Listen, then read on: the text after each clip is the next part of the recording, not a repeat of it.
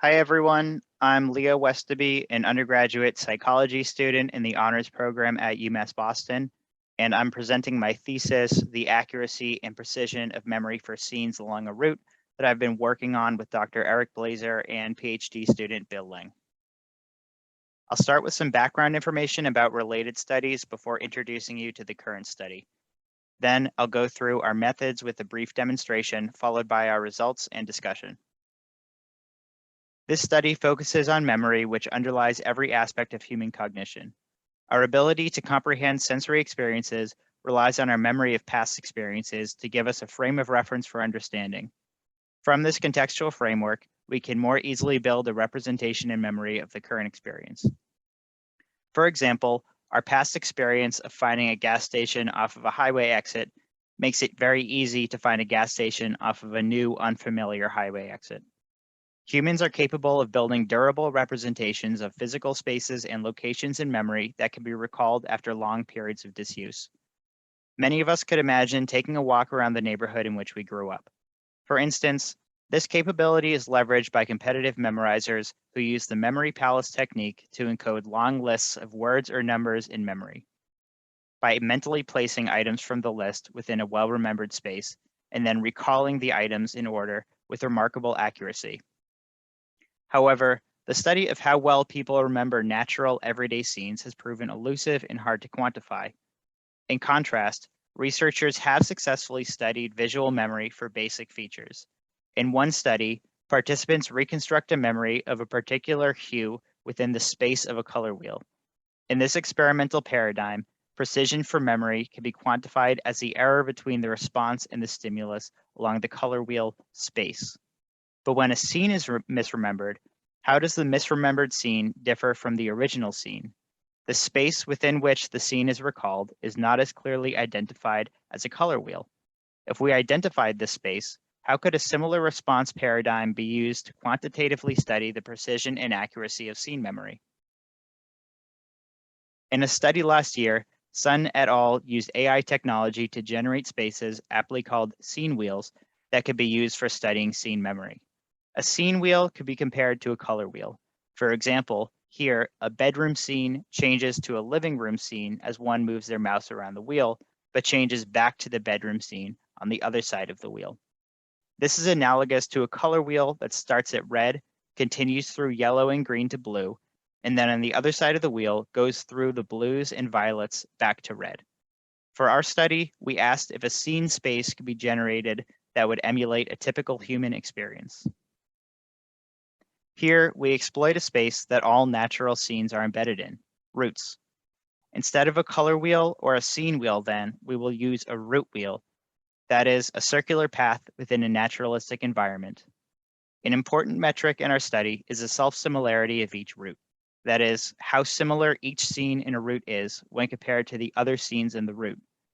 There's controversy in the literature on how the similarity of remembered stimuli affects the quality of memories. Some studies found that remembering similar stimuli degrades memory, while others have found a similarity advantage, so to speak, where exposure to similar stimuli triggers higher quality representations.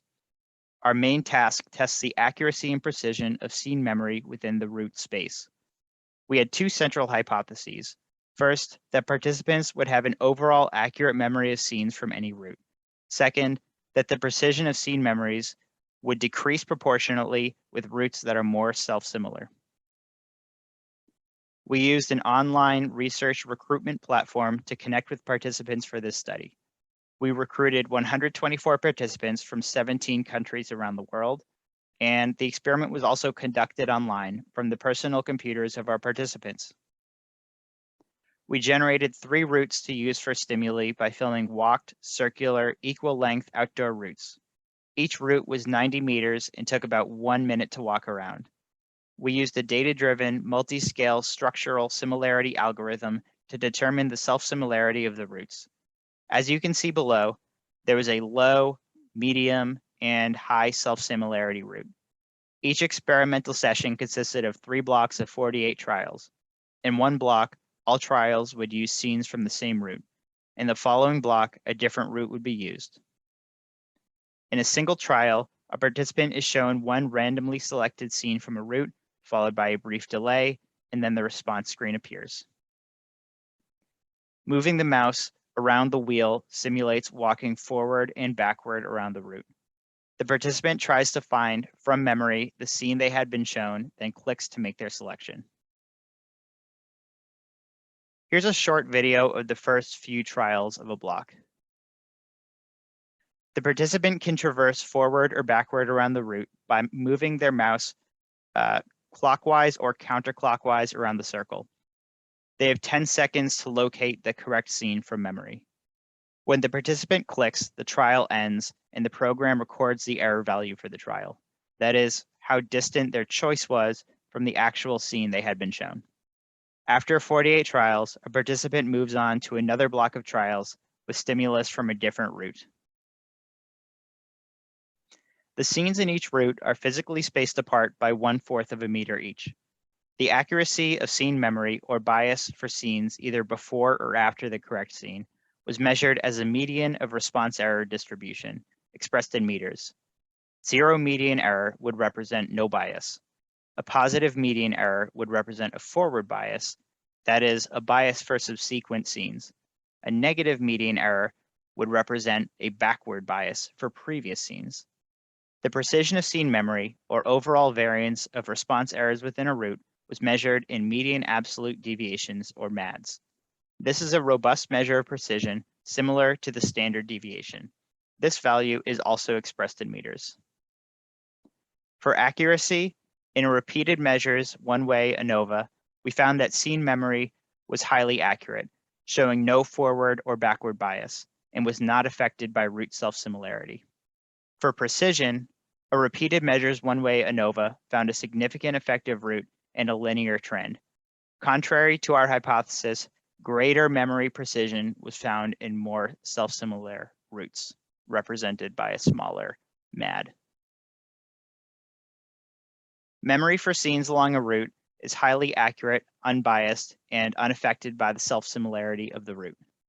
Interestingly, we found scenes were coded with greater precision when drawn from a more self-similar route. While this result is counterintuitive and contrary to our hypothesis, it is consistent with previous work that found a similarity advantage. These studies have argued that when faced with more similar stimuli, visual memory is triggered to work harder to identify distinctions, thereby increasing precision.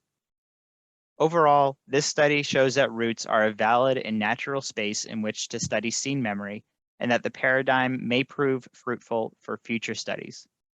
This is also a potential for similar studies with more finely tuned metrics for route characteristics.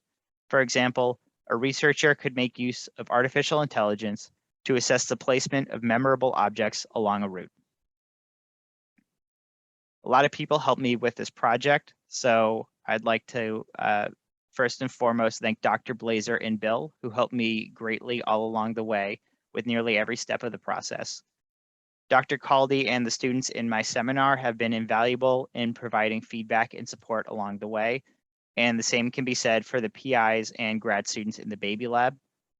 And I want to show appreciation to my family and friends who helped test my experiment during the piloting phase, the UMass Undergraduate Research Fund who provided funding for the project, and lastly, thank you all for listening.